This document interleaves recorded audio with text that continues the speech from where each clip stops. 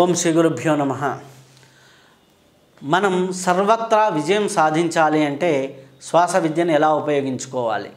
సర్వత్రా విజయం సాధించాలి అంటే మనం వెళ్ళే పనుల్లో విజయం సాధించాలి అంటే ముఖ్యంగా కుడి పాదాన్ని బయట అడుగు పెట్టాలి అంటే కుడి ముక్కులో శ్వాస ఉండాలి. ఇప్పుడు మీరు ఒక ఫ్లాట్లో నుంచి బయటకు వస్తున్నారు, మీ సొంత ఇల్లు లేకపోతే మీ యొక్క ముఖద్వారం నుంచి బయటకు వస్తున్నారు. ఏ శ్వాస అయితే నడుస్తూ ఉందో ఎడమ ముక్కులో ఎక్కువగా నడుస్తుందా, కుడి ముక్కులో ఎక్కువగా నడుస్తూ ఉందా అనే విషయాన్ని మీరు గమనించి ఆ గమనించిన విషయాన్ని మీరు గమనించిన విషయాన్ని ప్రకారం మీరు కుడి ముక్కులో శ్వాస ఎక్కువగా ఉంటే కుడి పాదాన్ని బయటపెట్టి వెళ్ళవచ్చు.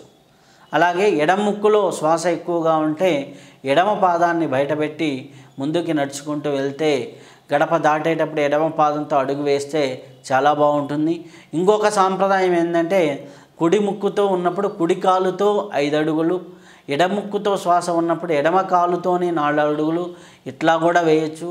లేదా గడప దాటేటప్పుడు మటుకు ఏ శ్వాస ఉన్నదో ఆ శ్వాస పాదం బయటపెట్టి ముందుకు వెళ్తే మీకు అనుకున్న పనుల్లో విజయం అనేది ఆ రోజు చేకూరుతూ ఉంటుంది. అలాగే మీరు చేసే పనిని బట్టి కూడా మీరు శ్వాస మార్చుకుంటూ ఉంటే ఏ పనికి ఏ శ్వాస అనేది మన శ్వాస పుస్తకంలో ఇవ్వటం జరిగింది. కాబట్టి ఆ పనులను బట్టి శ్వాస మార్చుకుంటూ ఉంటే ఇంకా విజయాల్లో మీ సొంతమవుతూ ఉంటాయి. కాబట్టి దాన్ని ఫాలో అయ్యి ఆనందంగా ఉండండి. స్వస్తి.